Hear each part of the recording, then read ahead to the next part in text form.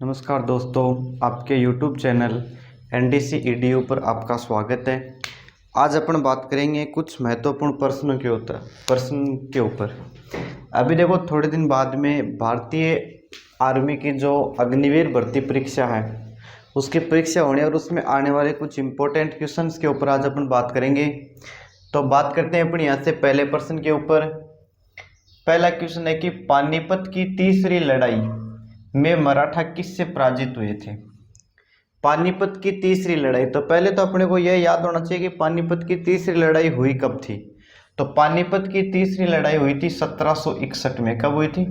1761 में। और इस लड़ाई में मराठा वो किससे पराजित हुए थे, यानी ये पानीपत का तीसरा युद्ध वो किन किन के मध्य हुआ था। तो पानीपत का तीसरा युद्ध हुआ था मराठा और अहमद शाह अब्दाली के मध्य। किन किन के मध्य हुआ था? अहमद शाह अब्दाली। अब बात यह आती है कि अहमद शाह अब्दाली कौन था। तो अहमद शाह अब्दाली ईरान का निष्कासित शासक था। ईरान का निष्कासित शासक, ईरान का निष्कासित शासक था कौन? अहमद शाह अब्दाली। और मराठों के मध्य यह युद्ध हुआ जिसमें अहमद शाह अब्दाली ने मराठों को क्या किया था? पराजित किया था। प्रश्न यहाँ पे था कि पानीपत की तीसरी लड़ाई, तो तीसरी लड़ाई के बारे में बात किया तो इसका मतलब पानीपत के दो युद्ध और भी हुए हैं पहले, तो वो कब कब हुए उनके ऊपर भी थोड़ी अपन चर्चा कर लेते हैं। तो उनके ऊपर अपन चर्चा करें। पानीपत का जो प्रथम युद्ध हुआ है, पानीपत का प्रथम युद्ध हुआ है 1526 में। अब प्रथम युद्ध 1526 में हुआ, आपको याद होना चाहिए किन किन के मध्य हुआ है। तो पानीपत का प्रथम युद्ध 1526 में हुआ था बाबर व इब्राहिम लोदी के मध्य।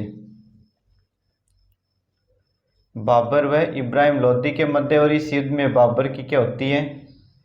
बाबर की विजय होती है। बाबर और इब्राहिम लोदी के मध्य पानीपत का पहला युद्ध हुआ था 1526 में, जिसमें बाबर की क्या होती है? विजय होती है। और इसी युद्ध को जीत करके बाबर के द्वारा भारत में मुगल वंश की नींव रखी जाती है। कौन से वंश की नींव रखी जाती है? मुगल वंश की नींव रखी जाती है। इसके बाद में बात करते हैं पानीपत का दूसरा युद्ध। पानीपत का दूसरा युद्ध हुआ था 1556 में, और यह हुआ था अकबर व हेमू के मध्य।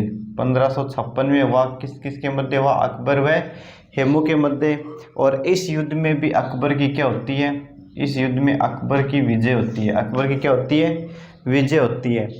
तो पानीपत के कुल कितने युद्ध हुए? इतिहास में 3 युद्ध हुए हैं। प्रथम युद्ध कब हुआ? 1526 में। किसके मध्य? बाबर और इब्राहिम लोदी। जीत किसकी होती है? बाबर की। दूसरा युद्ध 1556 में अकबर व हेमू के मध्य। जीत किसकी होती है? अकबर की। तीसरा पानीपत का युद्ध कब हुआ था? 1761 में। किन के मध्य हुआ था? मराठा और अहमद शाह अब्दाली के मध्य। यहाँ पे जीत किसकी होती है? अहमद शाह अब्दाली की। और अहमद शाह अब्दाली कौन था? अहमद शाह अब्दाली ईरान का निष्कासित शासक था। बात करते हैं दूसरे प्रश्न के ऊपर। दूसरा प्रश्न है, स्वराज्य मेरा जन्मसिद्ध अधिकार है, यह किसने कहा था? स्वराज्य मेरा जन्मसिद्ध अधिकार है और मैं इसे लेकर ही रहूंगा, यह नारा अगर आपको याद आ रहा तो किसने दिया था? यह दिया था बीजी तिलक, बाल गंगाधर तिलक। किसने दिया था? बाल गंगाधर तिलक ने। आपको पता होगा बाल गंगाधर तिलक ने 1895 में स्वराज्य विधेयक प्रस्तुत किया था। 1895 में बाल गंगाधर ने कौन सा विधेयक पारित किया था? स्वराज्य विधेयक। और यहीं पे इसने नारा दिया था कि स्वराज्य मेरा जन्मसिद्ध अधिकार है और मैं इसे लेकर ही रहूंगा। बाल गंगाधर तिलक के बारे में अपन बात करें तो ये कांग्रेस के उग्रवादी नेताओं में आते हैं। किन में आते हैं? कांग्रेस के उग्रवादी नेताओं में, जिनमें बाल गंगाधर तिलक, विपिन चंद्र पाल व लाला लाजपत राय, तीनों को लाल पाल बाल के नाम से जाना जाता था, जो तीनों कांग्रेस के उग्रवादी विचारधारा के नेता थे और स्वराज्य प्राप्त करने के लिए ब्रिटिश का शासन का समर्थन नहीं करते थे, बल्कि ब्रिटिश शासन के विरुद्ध लड़ाई का ये समर्थन करते थे। और इसी समय इन्होंने कहा था कि स्वराज्य मेरा जन्मसिद्ध अधिकार है। अगला प्रश्न है प्रश्न नंबर 3, रामायण ग्रंथ किसने लिखा? रामायण जो ग्रंथ है, भारत के 2 प्राचीन महाकाव्य जो माने जाते हैं भारत के दो प्राचीन महाकाव्य रामायण और महाभारत कौन से हैं? रामायण और महाभारत। इनमें से आपसे यह पूछा कि रामायण की रचना किसने की थी, तो रामायण की रचना की थी महर्षि वाल्मीकि ने। किसने की थी? महर्षि वाल्मीकि। महर्षि वाल्मीकि जिसका मूल नाम रत्नाकर डाकू था। मूल नाम क्या था? रत्नाकर डाकू। और इसी रत्नाकर डाकू ने क्या किया था? आगे चल कर के भगवान की भक्ति करने के बाद में ग्रंथ लिखा था, जिस ग्रंथ को इतिहास में रामायण के नाम से जाना जाता है। किसके नाम से जाना जाता है? रामायण के नाम से। और यह ग्रंथ किसने लिखा था? वाल्मीकि ने। याद आपको रखना है वाल्मीकि का वास्तविक नाम। वाल्मीकि का वास्तविक नाम, तो वाल्मीकि का वास्तविक नाम था डाकू रत्नाकर। क्या नाम था? डाकू रत्नाकर। अगले प्रश्न के ऊपर अपन यहां से चर्चा करें।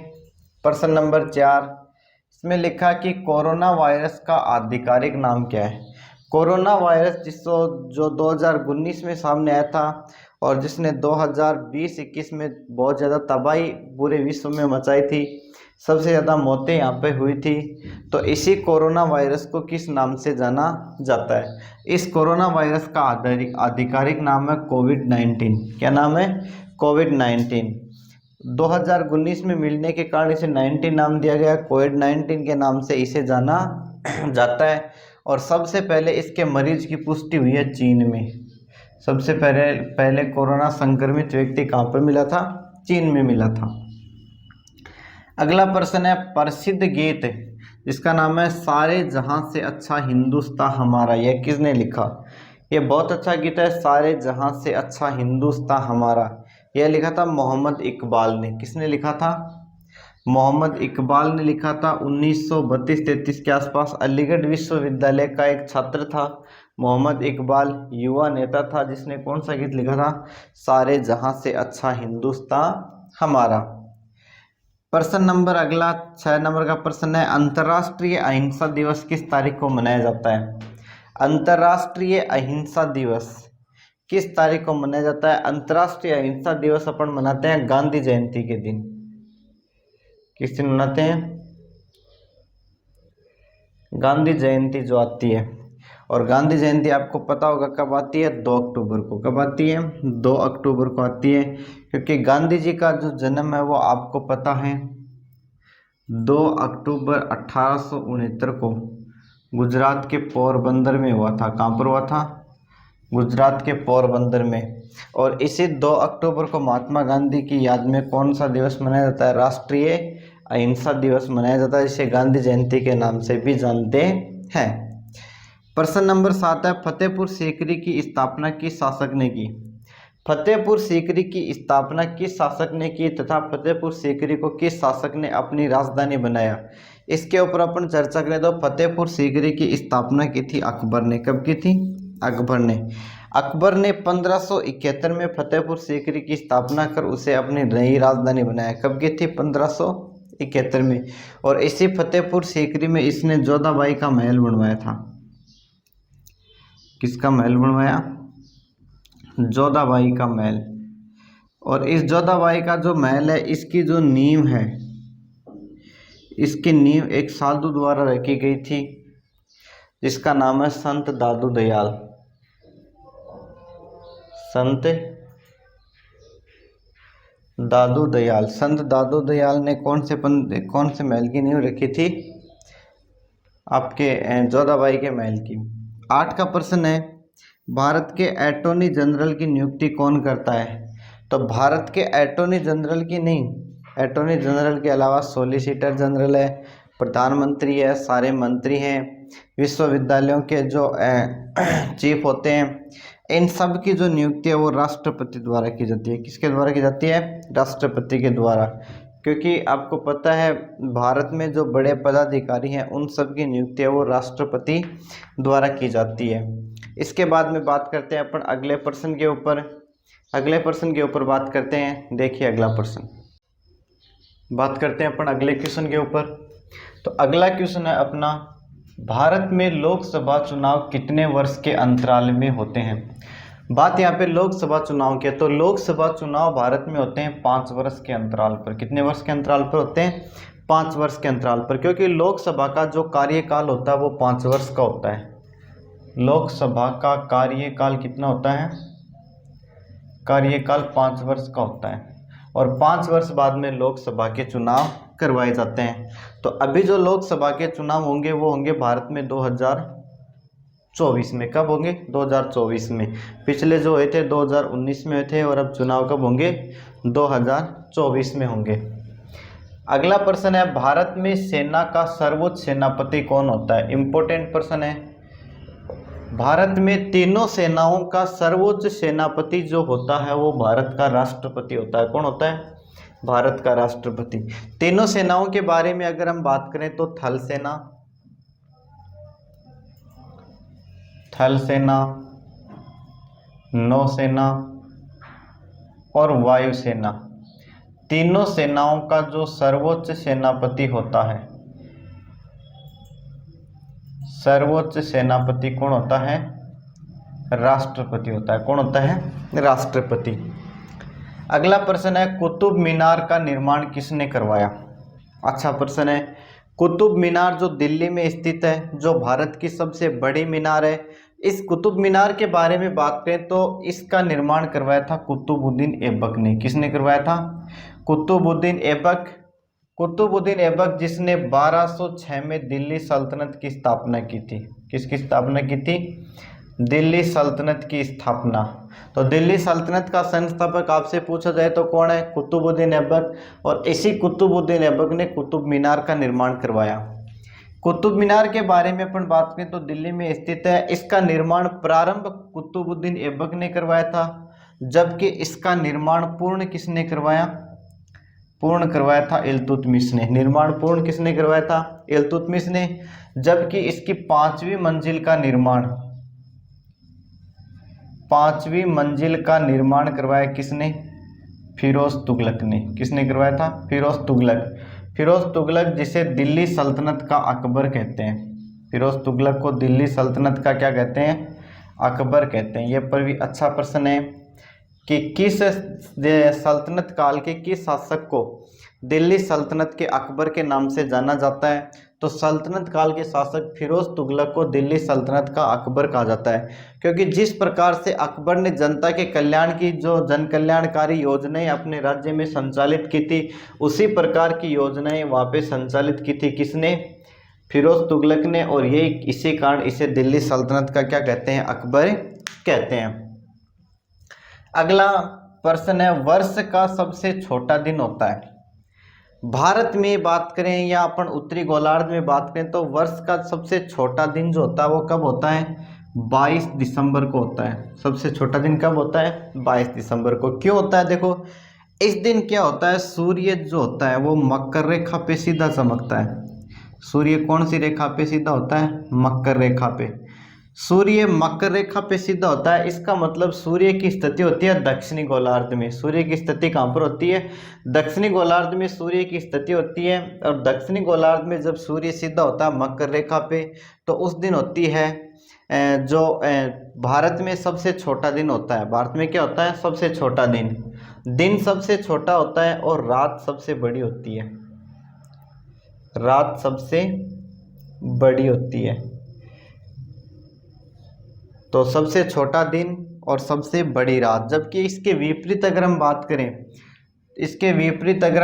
21 जून को भारत में सबसे बड़ा दिन होता है और रात वो सबसे छोटी होती है। अगला प्रश्न है, मदर टेरेसा को नोबेल पुरस्कार कब मिला था?